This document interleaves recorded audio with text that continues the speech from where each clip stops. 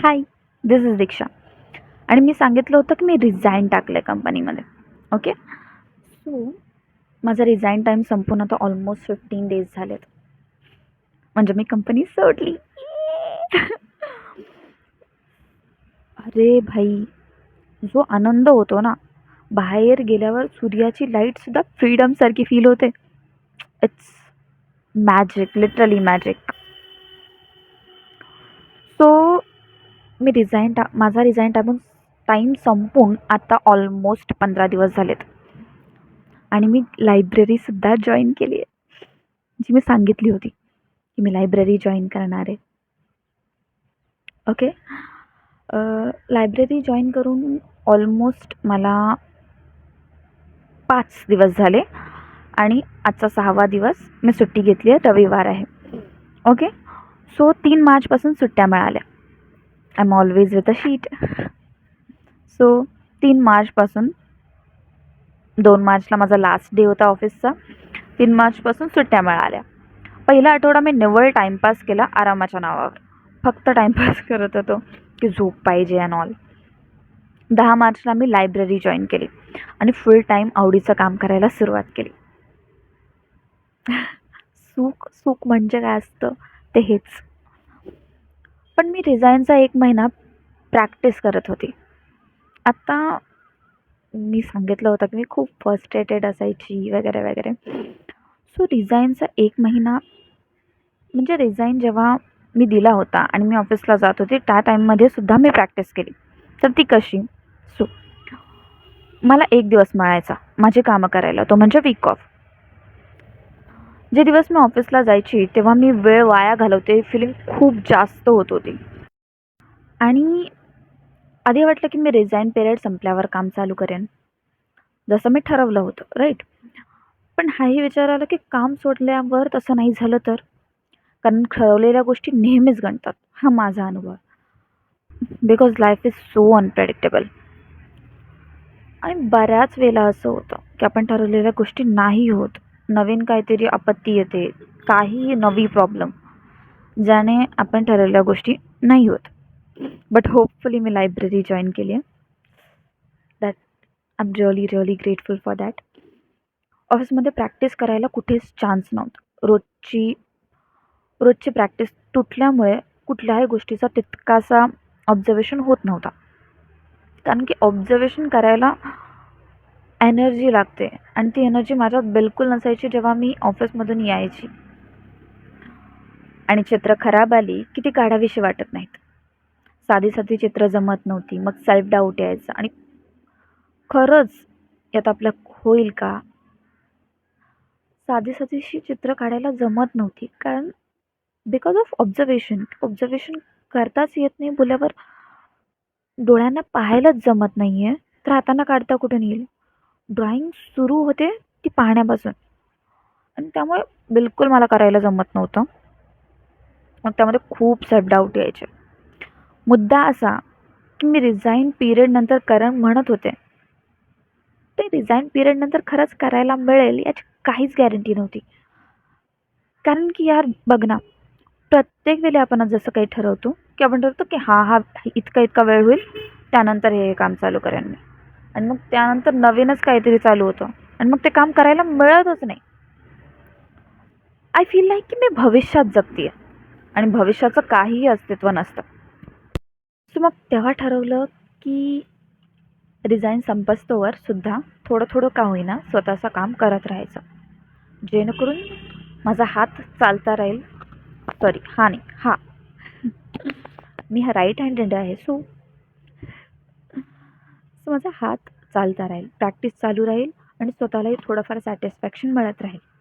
त्या दिवसापासून मी जॉब सुटल्यावर पनवेल स्टेशनला ट्रेनची वाट बघताना जो वेळ मित्रांसोबत गप्पा मारताना घालवायची, तो डूडलिंग प्रॅक्टिससाठी द्यायला चालू केला. कारण की डूडलसाठी जास्त डोकं चालवावं लागत नाही. कुठला तरी पॅटर्न्स उचलायचे आणि ते ड्रॉ करत बसायचे. तिचा पार्ट म्हणजे जेव्हा मी मित्रांसोबत प्रॅक्टिस करायची, it's normal. Me lines, doodle म्हणजेच काय तर लाईन्स मारत होती, कुठलेही वेगवेगळ्या प्रकारचे आकार, जे की ड्रॉइंग म्हणून जास्त हे नाही आहे, हे साधं आहे आणि हे कुणालाही जमतं आहे आणि तेच ही करते आहे. त्यामुळे त्यांनाही काही वाटत नव्हतं. फालतूचं अटेन्शन मिळत नव्हता. आणि तेच तर पाहिजे असतं. कारण की फालतूचं अटेन्शन मिळाला की आपण ऑकवर्ड होतो आणि मग करायला घाबरतो. सो ह्यामुळे माझी गप्पांसोबतच प्रॅक्टिससुद्धा सुरू झाली. तेव्हा केलेली प्रॅक्टिस जी आहे ती मी व्हिडिओमध्ये रेकॉर्ड केलेली आहे. पुढे ती व्हिडिओसुद्धा अटॅच करेन, म्हणजे तुम्ही पाहू शकता की मी स्टेशनवर बसून काय प्रॅक्टिस केली आहे ती.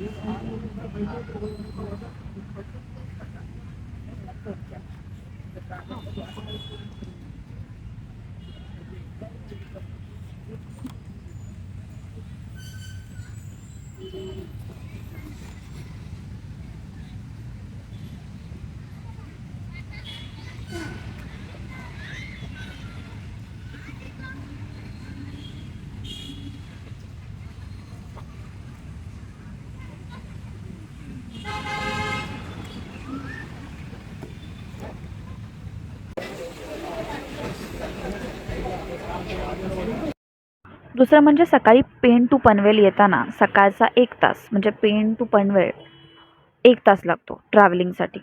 त्यामध्ये ट्रेनमध्ये बसून बसून मी रीडिंग करायला चालू केलं आणि त्यामध्ये मी रिच डॅड पुअर डॅड हा हिंदी एडिशन संपवला. ते खूप छान पुस्तक आहे. फायनान्शियल एज्युकेशनसाठी खरंच वाचायला हवं प्रत्येकानं. समजायलासुद्धा सोपं आहे. आणि सेकंड अल्केमिस्ट जे मी चालू केलं आहे. ते पुस्तक छान आहे. जे की मराठी एडिशन आहे, ते एक मी वाचायला चालू केलं आहे. हां, आणि डूडल प्रॅक्टिस करताना मी डॅनी ग्रोगरेचं how to draw without a talent ते वालं पुस्तक मी वाचत होते. आता ते का?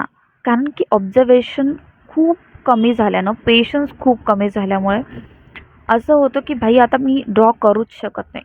सेल्फ डाऊटने इतका डोका पॅक झाला होता. त्यामुळे जेव्हा हे पुस्तक मी पाहिलं, I think me first video पाहिली होती त्यांची यूट्यूब व्हिडिओ.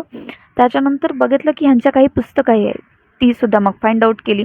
आणि त्या पुस्तकामध्ये ही फिलॉसॉफी सगळ्यात जास्त आहे की ड्रॉइंग फक्त आर्टिस्ट लोकांसाठीच नाही आहे, तर ते नॉर्मल नॉर्मल लोकंसुद्धा ड्रॉइंग करू शकतात.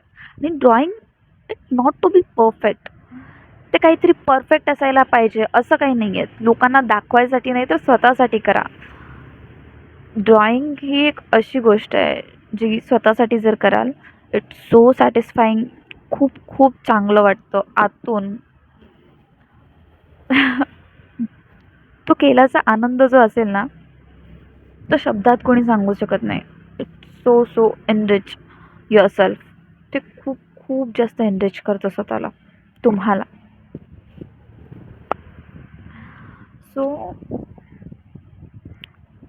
लेटली मी इतकंच सांगेन की ज्या कामांसाठी आपण थांबलेले असतो की ह्या गोष्टी झाल्यावर नंतर करेन, सो डोंट. वेळ मिळत नसतो, काढावा लागतो. सो तुम्हाला आवडणाऱ्या गोष्टींसाठी वेळ काढा. 5-10 मिनटं का नाही, काढा आणि करायला सुरुवात करा. चला, बाय.